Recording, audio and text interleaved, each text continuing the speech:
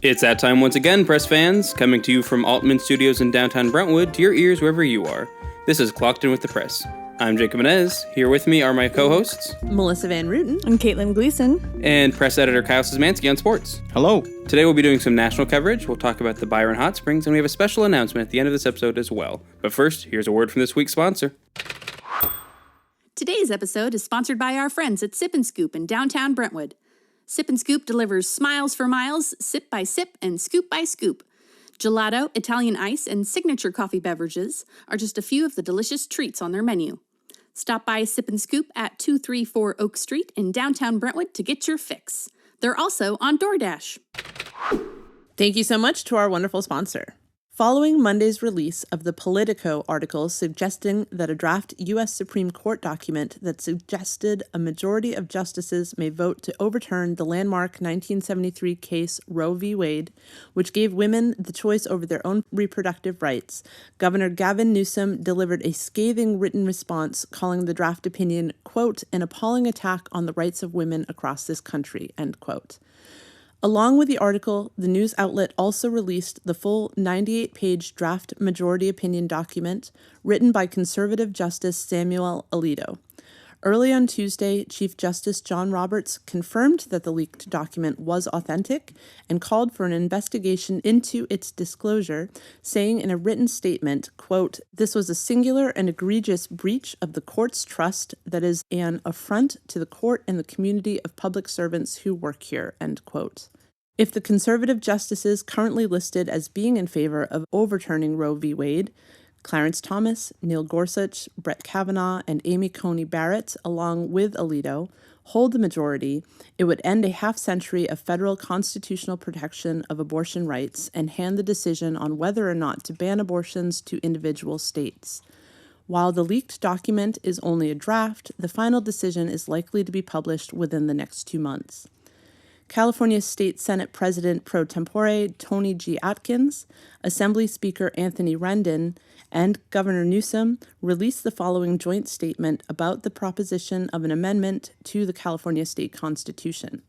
Quote, California will not stand idly by as women across America are stripped of their rights, and the progress so many have fought for gets erased. We will fight. California is proposing an amendment to enshrine the right to choose in our state constitution so that there is no doubt as to the right of abortion in this state. We know we can't trust the Supreme Court to protect reproductive rights, so California will build a firewall around this right in our state constitution. Women will remain protected here, end quote. One thing to be made clear, though, about this is that Roe v. Wade has not been overturned yet. It's a draft opinion that actually still has to go through all of the legal procedures that come with overturning a Supreme Court decision before it actually can happen. Before we move on to the next topic, this is a good chance to remind listeners that we do have a new email address for the podcast, podcasts@brentwoodpress.com. Share your opinions on these stories as we're talking about them, and we may read them on the air next week. That being said, the next story.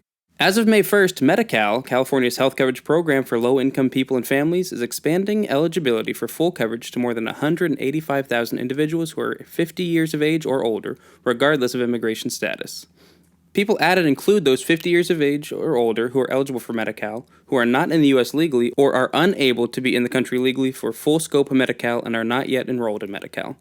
It also includes people who are enrolled in restricted scope Medi-Cal. The state has worked for the last several years to extend health coverage to more Californians. In May 2016, children under 19 years of age became eligible for full-scope Medi-Cal benefits, and in January 2020, full-scope Medi-Cal was extended to young adults ages 19 through 25, regardless of immigration status. Previously, these individuals only qualified for limited Medi-Cal services, such as emergency, prenatal, and long-term care. Now, they can access the full range of benefits available to Medi-Cal beneficiaries, including no-cost or low-cost quality health, behavioral health, substance use disorder services, and dental services through the various delivery systems under the Medi-Cal program. So if you are age 50 or older, regardless of your immigration status, and you have not applied for Medi-Cal, you can do so as of May 1st. I look forward to seeing how people debate the best method to go about implementing this. Yeah, it's very much a wait-and-see thing. The East Contra Costa Historical Society Museum will reopen after being closed for 2 years this Saturday, May 7th. The museum at 3890 Sellers Avenue is composed of several buildings with displays that show the history of our area.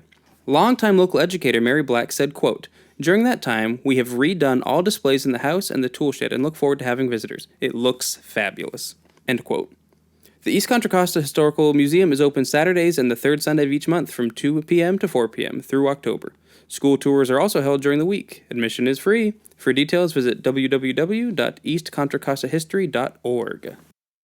I love the East Contra Costa Historical Society Museum. It's a wealth of knowledge for all the history in this area. The elementary school kids, they do field trips out there, and it really is a gem. So get out there and support our historical society.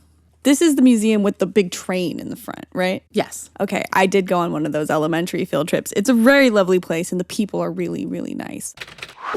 An application for the Byron Hot Springs building went before the Byron Municipal Advisory Council for approval for some much-needed repairs.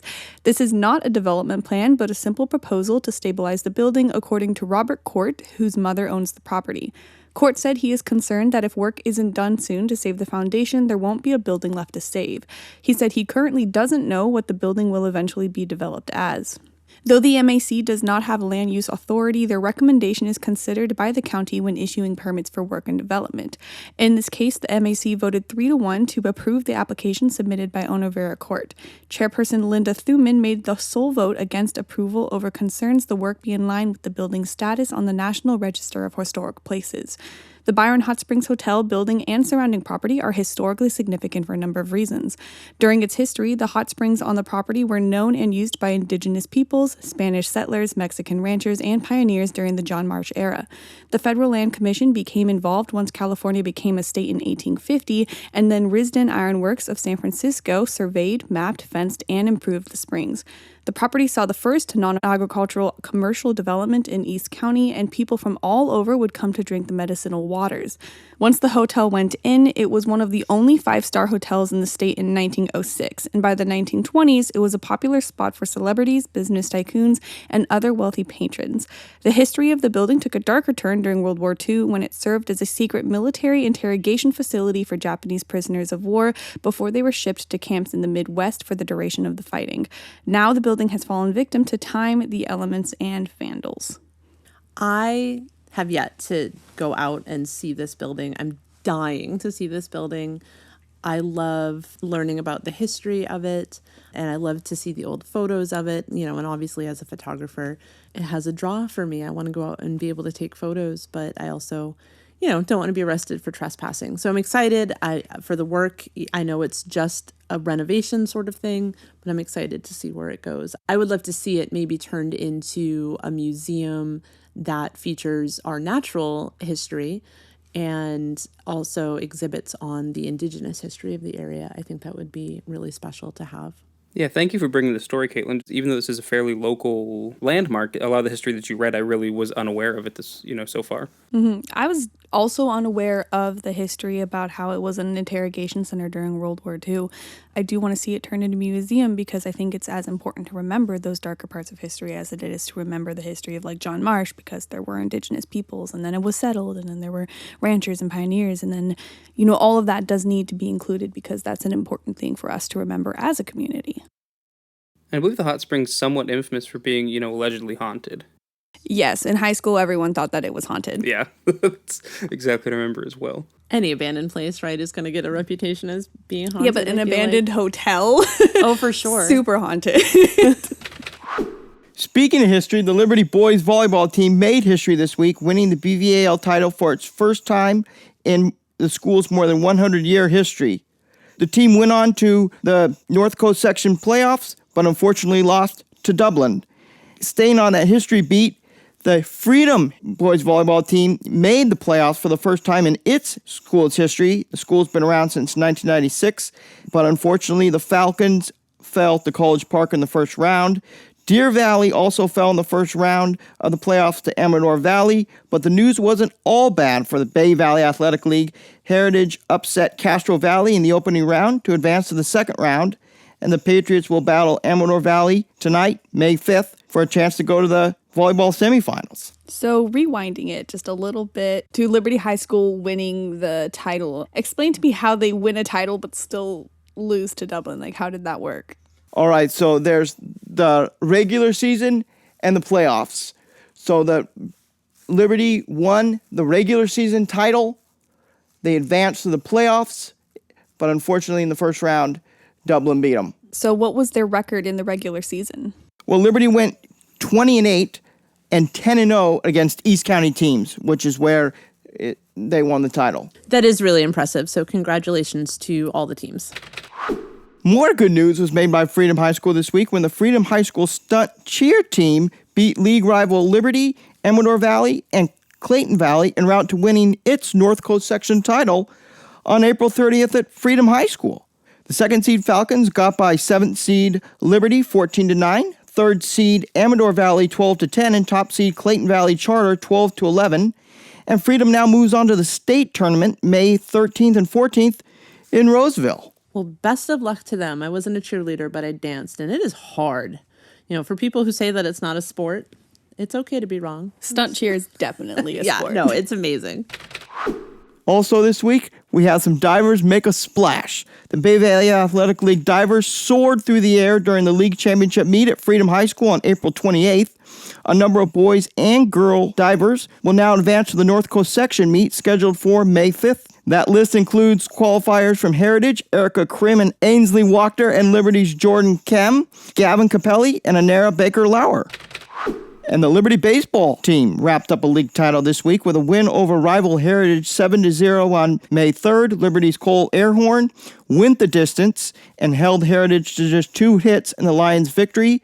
Liberty is now 9-0 in league play or against East County teams this season, so they're rolling. East County seems to be Keep it pulling up. in a lot of titles this week. Get it, East County? All right, and for the younger kids that want to win those titles one day, let's talk about some signups. The Biddy Sports is kicking off an 8-week flag tag season for children ages 4 to 6 at the ball fields at 1250 O'Hara Avenue in Oakley from June 11th to August 6th. For those who are interested in joining, they can call 925-625-7041. And that's flag football, correct? Essentially, yeah. Yeah, Flag football. Yeah, I mean, fun. yeah, Like a learning league. exactly. Perfect. A precursor to flag football. Sure. For those who enjoy the water, Otters Swim Team in Discovery Bay is starting its season. You can call Rick Pierce at 925-437-9538. And for those who just enjoy running around, there's always lacrosse. You can call Lori Boone at 925-876-4360. These are all great opportunities for these kids. I think anybody who's interested in playing these sports, getting some fresh air, should absolutely call and see where it goes. We're going to take a short break and hear from our sponsor once again. When we come back, there will be a story about bioengineering and one about a shooting in Oakley. Stay tuned. Today's episode of Clocked In with the Press is brought to you by our friends at Sip and Scoop in downtown Brentwood. Sip and Scoop started out as a food truck, serving coffee, hot cocoa, and desserts on the go, but the demand was so high that they had to open a shop at 234 Oak Street. Here at Clocked In, we love Sip and Scoop. They're just a few doors down from our offices, and we're there often enough that they know our names and orders. It's like Cheers, but better, because there's dessert. Try their cold brew coffee, or choose a latte or Americano for a classic coffee drink that can't be beat. And we haven't even talked about their breakfast sandwiches and avocado toast. Have I mentioned the root beer floats and the iced lemonades? Those are my personal favorites. Okay, obviously I could talk about food all day, but here's the point. You gotta go to Sip and Scoop. Visit them at 234 Oak Street in downtown Brentwood, or have Sip and Scoop brought to you wherever you are by DoorDash. Having an event? Let Sip and Scoop cater it. Give them a call at 925-684-7710 to find out more. Thanks again to this week's sponsor. Let's jump into the first story. So Heritage students took first place in a bioengineering competition. The Heritage High School team of junior Brendan Chang, senior Aaron Wong, junior Annalise Coker, junior Raziel Ardaniel, and sophomore Zane Memon recently took first place in a UC Berkeley Bioengineering Honor Society competition. Working in groups of 4 to 5, high school students explore and study bioengineering, allowing students to tackle a problem and solution in healthcare during a 7-week competition. The team won with their presentation of a novel jet injection system, which is intended to help fix problems for people who use needles frequently but who have medical problems. Global health organizations confirm the problem of reusing needle injection equipment, and accidental needle stick injuries contribute to a variety of blood-transmitted viruses such as HIV and HBV. The World Health Organization confirmed that 16 billion injections using reused needles contribute to 40% of infections. Heritage's novel jet injection system incorporates a disposable needleless injection cartridge, sealed during manufacturing processes to reduce contamination of any needles, as well as surface-to-surface transmission by ejecting cartridges after each use in a biohazard container. With a cartridge made of 2 parts with compressible and incompressible fluid jets to create a reservoir in the skin to allow all medication to be ejected in a quick and efficient manner depending on how much force is used. The UC Berkeley Bioengineering Honor Society hosts the competition each spring, along with mentorship and advice from members of the bioengineering program. After the students' 7-week preparation, contestants present their problem, proposed solution, and analysis of potential concerns to panels of professors, industry professionals, and graduate students in a final research symposium. Hey, congratulations to the team from Heritage. You know, that's a wonderful achievement. It's very impressive what they were able to put together for this competition. It sounds like straight up sci-fi stuff, so I love to see our high school students who are just killing it. Just innovation at its best. Right. Innovative and smart as heck. What an honor to take home that prize. In our final story for today, the juvenile suspect in a shooting of a boy in Oakley on April 29th has turned himself in to Oakley police, the agency said. The unidentified suspect was charged with assault with a deadly weapon and booked into Contra Costa Juvenile Hall, Lieutenant Robert Roberts said. The shooting victim, whom police didn't identify because he is also a minor, was not seriously injured in the incident that took place on Friday, April 29th at about 10:40 p.m. on Grapevine Lane in Oakley. Sergeant Collier said it's believed that an argument preceded the shooting, but the relationship between the victim and suspect is unknown. He noted the suspected weapon used in the shooting was recovered inside a home, the suspected scene of the shooting. Police said 4 people, including the victim, immediately left the home when police arrived, but the suspect was nowhere to be found that night. So I was actually on this scene Friday night. It came in really just as I was getting ready to go to bed, but when I arrived, they had managed to get the victim from the house and they were taking him in the ambulance. Luckily, it wasn't a very serious wound. He was shot in the hip and then was released really by the time they had managed to clear the house. But they had drones, they had sheriff out there, Brentwood PD, Oakley PD. I even saw a cruiser from Pittsburgh. So lots of mutual aid. They were able to use the technology, and this is what I really find the most interesting part. They were able to use so much technology between an exterior drone to check the property on the outside, but they were able to use a smaller drone. They actually sent it into the home and were able to fly it through and were reasonably certain that it was empty, but in order to make sure that there was reduced threat to their officers before sending them in to officially clear the home. It was an interesting learning experience. I guess it's not the first scene that I've been at where a subject has barricaded himself into the home.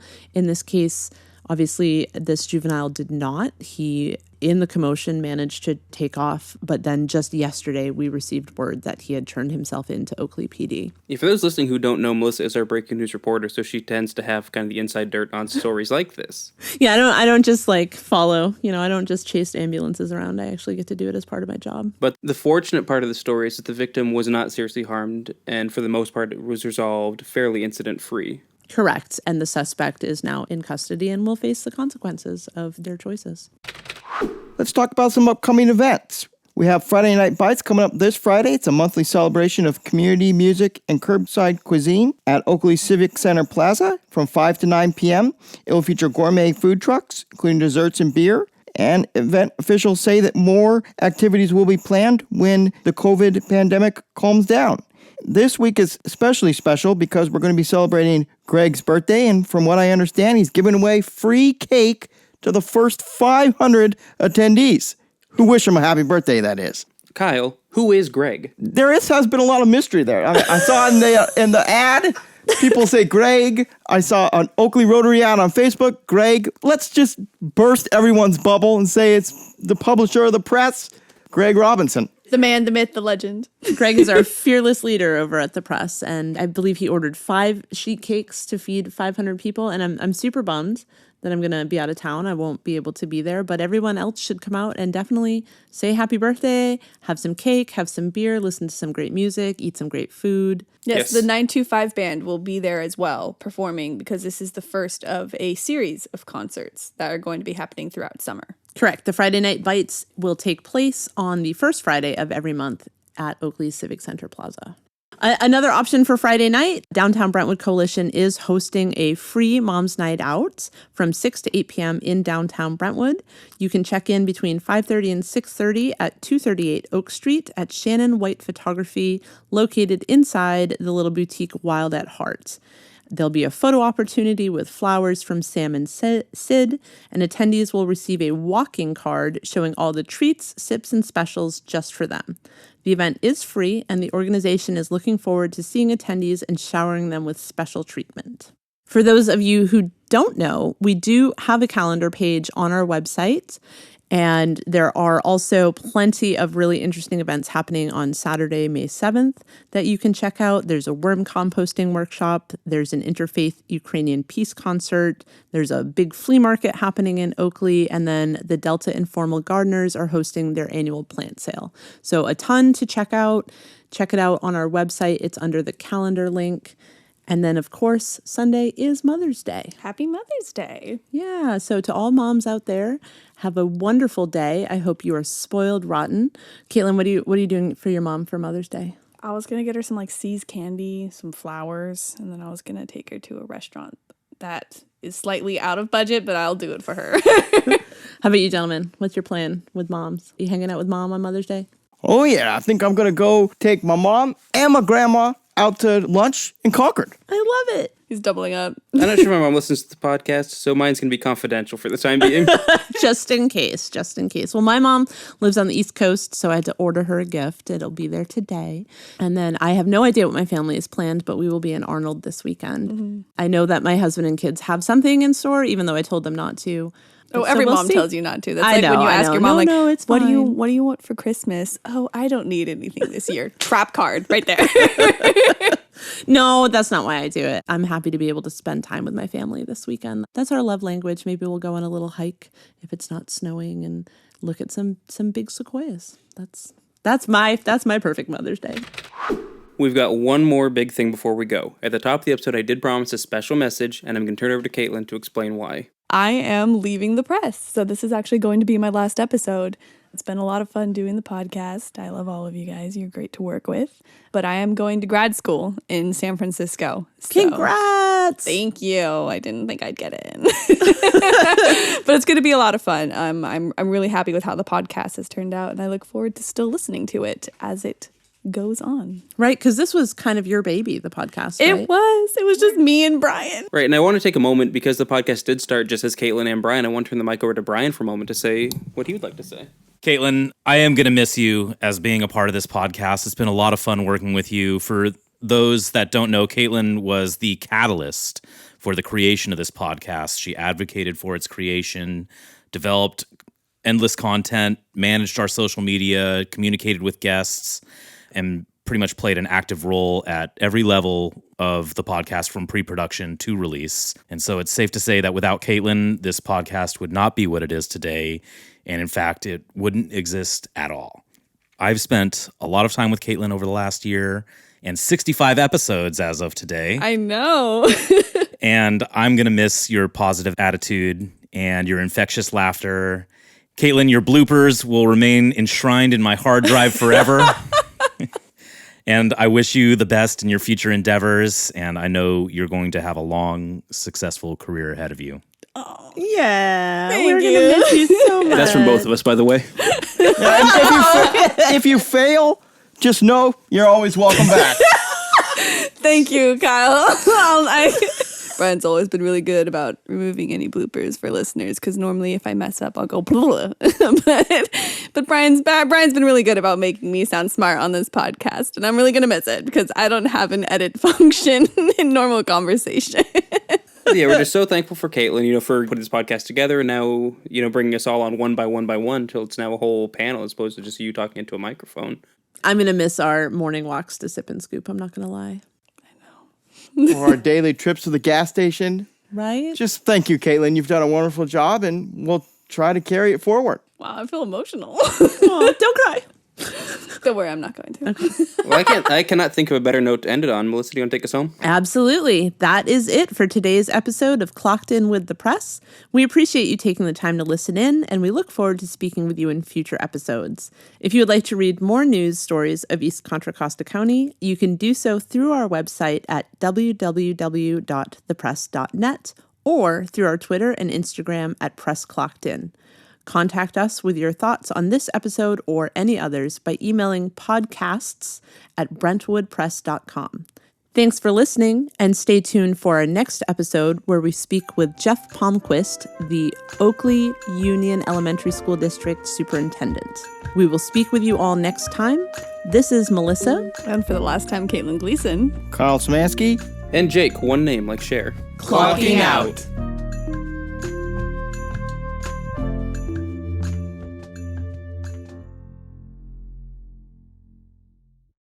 Thanks again to this week's sponsor, Sip and Scoop.